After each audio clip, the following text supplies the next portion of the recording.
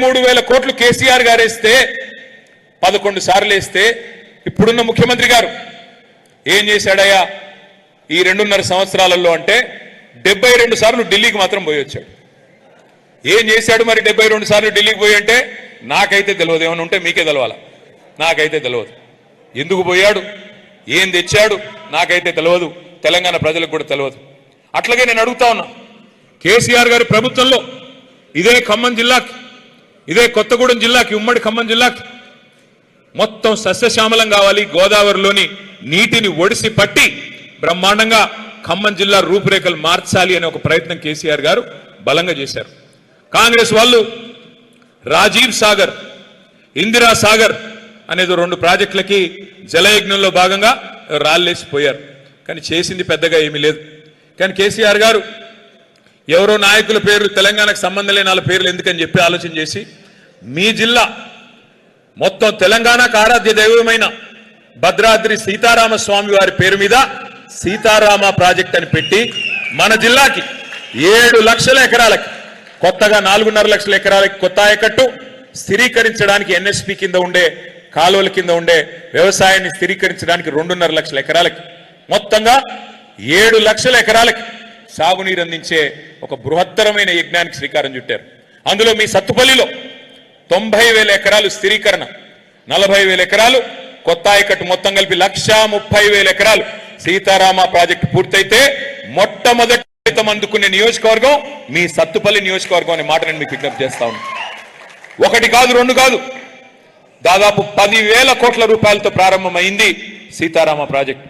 అందులో 8,000 కోట్ల రూపాయలు కేసీఆర్ గారి ప్రభుత్వమే ఖర్చు పెట్టింది. అంటే 80% నిధులు మనం ఆల్రెడీ ఖర్చు పెట్టాం.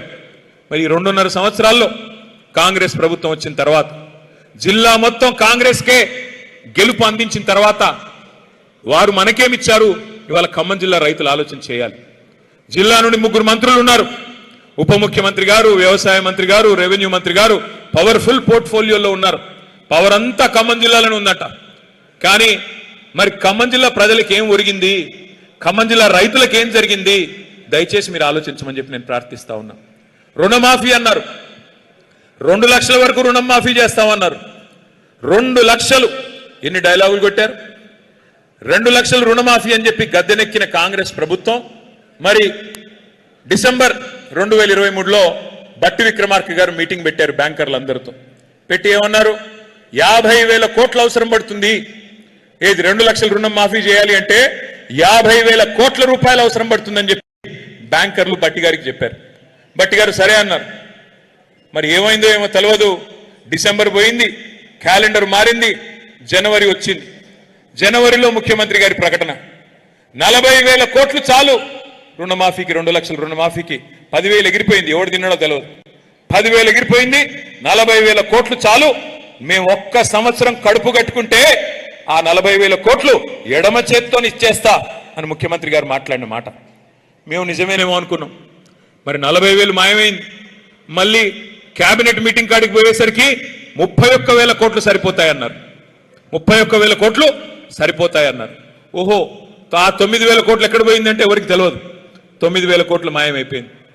కేబినెట్ నుంచి అసెంబ్లీకి వచ్చే లోపల, అసెంబ్లీలో బడ్జెట్ పెట్టే దానిలో 26,000 కోట్లు అని పెట్టారు. అక్కడ మళ్ళీ ఒక 5,000 కోట్లు మాయమైంది. ఎక్కడ మొదలైంది? 50,000 కోట్ల కాడ మొదలైంది రుణమాఫీ కథ. అక్కడి నుంచి ముఖ్యమంత్రి గారి దగ్గరికి వచ్చేసరికి 40,000 కోట్లు అన్నాడు.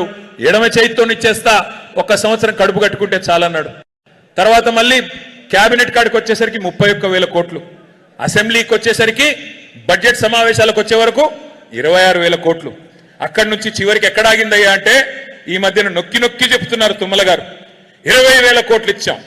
అయ్యా నేను అడుగుతా ఉన్నా, 50,000 కోట్లు అని చెప్పింది మీరే, 50,000 కోట్లు అవసరం పడుతుందని చెప్పింది డిసెంబర్ 23లో మీరే, ఇవాళ 20,000 కోట్లు ఇచ్చామని చెప్తుంది మీరే. అంటే దాని అర్థం ఏంటి? రూపాయిలో 40 పైసలు మాత్రమే రుణమాఫీ జరిగింది, ఇంకా 60 పైసలు కాలేదు. ఇది మోసం కాదా? ఇది ఓట్లేసిన ఖమ్మం జిల్లా రైతుల్ని మీరు వంచడం కాదా? మిత్తిలు కట్టుకోండి, 2 లక్షల మీద ఎంతుంటే అంత మీరు కట్టేయండి, మిగతాది మేము కడతామని మీరు చెప్పిన మాట వాస్తవం కాదా? మిమ్మల్ని నమ్మి బ్యాంకుల్లో మిగతా డబ్బులు కట్టుకున్న రైతుల పరిస్థితి ఏంటి? ఇవాళ ఆలోచించమని చెప్పి ఖమ్మం జిల్లా రైతు బిడ్డలు నేను అడుగుతా ఉన్నా.